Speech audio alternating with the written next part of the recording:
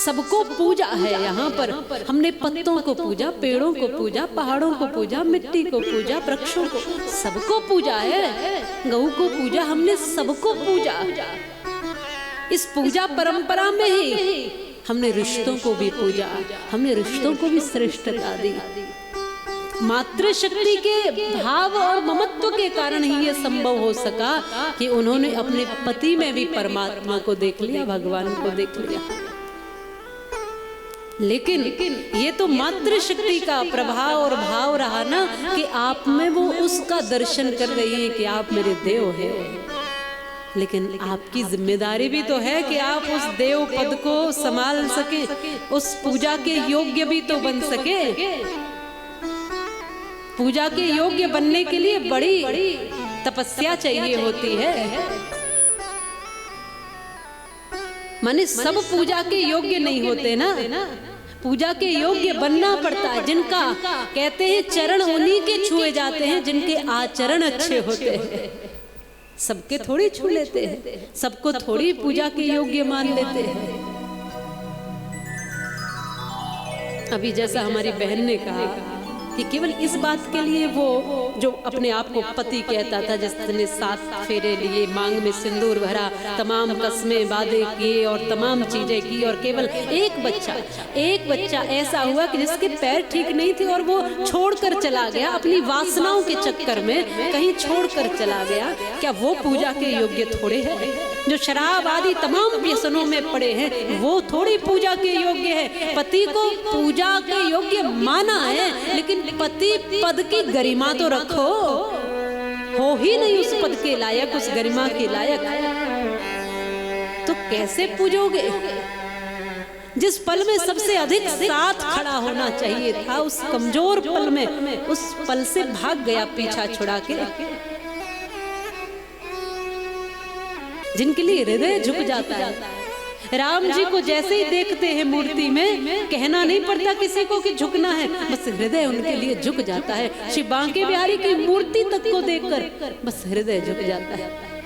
भगवती की प्रतिमा देखकर हृदय झुक जाता है।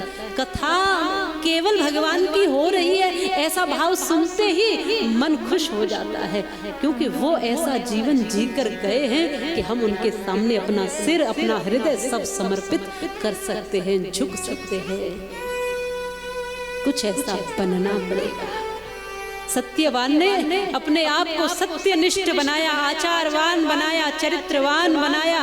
एक पत्नी में ही अपने मन को रमण किया। ऐसा नहीं कि मन पात पात और डाल डाल पर डोल रहा है, फिर वो अपने पति के प्राण को खींच कर लाए।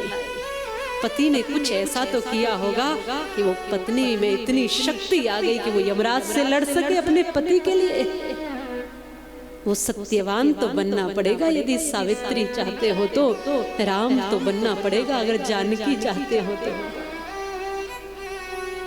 श्री राम वो है जिन्होंने प्रथम मिलन में जब जानकी जी के साथ विवाह हुआ, और प्रथम मिलन जब राम जानकी का हुआ, तब जब आज के समय में जैसे पहली बार पति पत्नी मिलते हैं तो कोई उपहार दे रहा है, पति कुछ गिफ्ट दे रहा है और पत्नी उसमें खुश हो जा रही है, बड़ी आनंद से झूम जा रही है कि मेरे लिए सोने का हार आ गया, कि कंगन आ गए, कि ये आ गया, वो आ गया।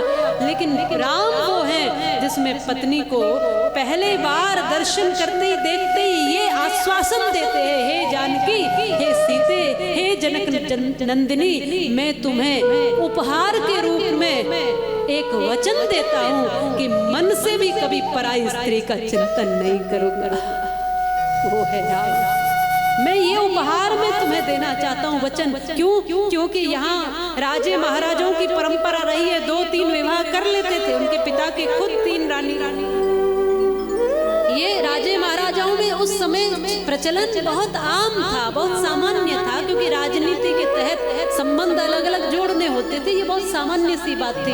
लेकिन राम सामान्य नहीं थे ना, और उनके लिए बात भी सामान्य नहीं थी। इसलिए राम जी ने कहा, जानकी, ये हृदय तुम्हें समर्पित करता हूँ, ये मन तुम्हें समर्पित करता हूँ। आज अभी से, अभी इसी समय तुम्हें ये निश्चिंत करता हूँ, ये वचन देता हूँ कि जीवन पर्यंत तुम्हारा होकर रहूंगा। फिर जब शूर्पणखा आई थी पंचवटी पर, तब उससे यही कहा था कि मैं तो जानकी को वचन दे चुका हूँ, मेरे लिए तो यही सब कुछ है, तुम लक्ष्मण के साथ चले जाओ। लक्ष्मण ने कहा कि लक्ष्मण ने तो कोई ऐसा वचन नहीं दिया था, लेकिन लक्ष्मण ने दूर से ही कह दिया, माँ मैं तुम्हें प्रणाम करता। अब गुस्सा हो गई, कहा कि मैं गढ़लंक में वास करूं, तू वन वन फिरे ब्रह्मचारी, और प्रीति नहीं परिचय नहीं, किस विध भई मैं तेरी महतारी।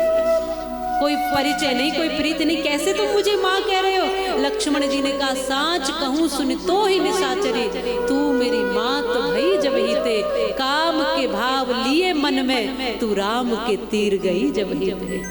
जब काम के भाव लेकर राम जी के पास तुम गई, तब से मैंने माँ मान लिया था, क्योंकि मैं जानकी जी को भी माँ ही मानता हूँ, उनमें भी माँ देखता हूँ।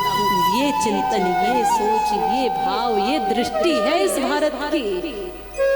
यहाँ के पुरुषों का ये चिंतन है कि सब मातृशक्ति का सम्मान करना, जिसके साथ बंधन जोड़ा है, 7 जन्मों की बात करते हो, एक जन्म ही ठीक से निभा दो तो बड़ी बात हो जाएगी। अगले 6 को छोड़ दीजिए, जो मिला है वो यही है, इसलिए इसको तो ठीक से निभा लो, इस जिम्मेदारी को तो ठीक से समझ लो। इस जीवन में तो अपने पत्नी को, अपने पति को, अपने बच्चों को, अपने रिश्तों को, एक दूसरे को प्रसन्न पूर्वक रख लो, ये जीवन भी बहुत बड़ा है अगर संभाल लोगे तो। इस जीवन में तो अपने रिश्तों को संभाल लो, अपने जीवन को सुंदर बना लो, अपने रिश्तों को सुंदर बनाओ। सब देवियों में भगवती का दर्शन करो, जो छोटी है उन बेटियों के समान उनको मानो। कोई उम्र में थोड़ी छोटी है, उसको छोटी बहन के समान देख लो, कोई उम्र में थोड़ी बड़ी है, उसको बड़ी बहन मान लो, कोई यदि उम्र में बहुत अधिक है, उसको माँ के समकक्ष मान लो, और जिसके साथ 7 फेरे लिए हैं, पूरे जीवन वचन दो और निश्चिंत कर दो उसको कि मैं तुम्हारा हूँ और तुम मेरे हो। ये वचन तो देते नहीं है, पर चाहते क्या है, हमको मिल जाए बिल्कुल जानकी जैसे। ऐसा संभव नहीं है, रिश्ते दोनों ओर से निभाए जाते हैं। सत्यवती वो सत्यवान के लिए ये सावित्री लड़ेगी यमराज से, लेकिन सत्यवान बनना पड़ेगा।